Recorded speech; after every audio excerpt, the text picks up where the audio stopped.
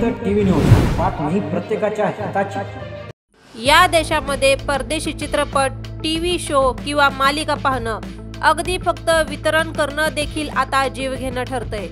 कारण तिथे अशा गुन्ह्यासाठी थेट फाशीची शिक्षा दिली जात असल्याचा धक्कादायक खुलासा संयुक्त राष्ट्रांच्या नव्या अहवालातून समोर आला आहे। विशेषतः दक्षिण कोरियन ड्रामांवर तर पूर्ण बंदी घालण्यात आली आहे। संयुक्त राष्ट्रांच्या मानवाधिकार अहवालानुसार उत्तर कोरियामध्ये नागरिकांच्या खाजगी आयुष्यावर इतके कठोर निर्बंध लादले गेले आहेत की व्यक्तीला स्वतःचं वैयक्तिक स्वातंत्र्य उरलेलं नाही।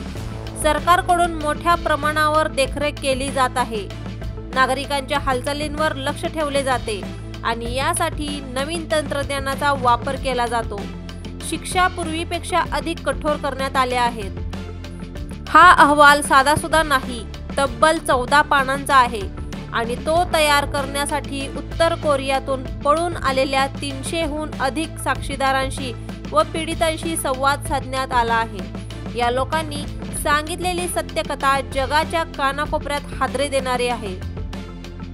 उत्तर कोरियाला जगातील सर्वात प्रतिबंधित देश म्हटलं जातं, कारण 2015 पासून तेथील नागरिकांच्या जीवनातील प्रत्येक गोष्टीवर सरकारचं नियंत्रण आहे।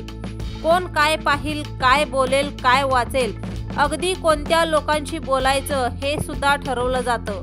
अशा परिस्थितीत परदेशी मालिका पाहणं हे सरकार विरोधी कृत्य समजलं जातं आणि त्याची शिक्षा थेट मृत्यू असते। UN-च्या उत्तर कोरिया मानवाधिकार कार्यालयाचे प्रमुख जेम्स हिनन यांनी सांगितलं की कोविड-19च्या काळात सामान्य गुन्हे असोत की राजकीय गुन्हे, फाशीच्या शिक्षांची संख्या झपाट्यानं वाढली आहे आणि धक्कादायक म्हणजे अनेक लोकांना केवळ परदेशी मालिका वितरित केल्याबद्दल मृत्यूची शिक्षा दिली गेली। इतक्यावरच थांबायचं नाही, या अहवालात आणखी एक भीषण वास्तव उघड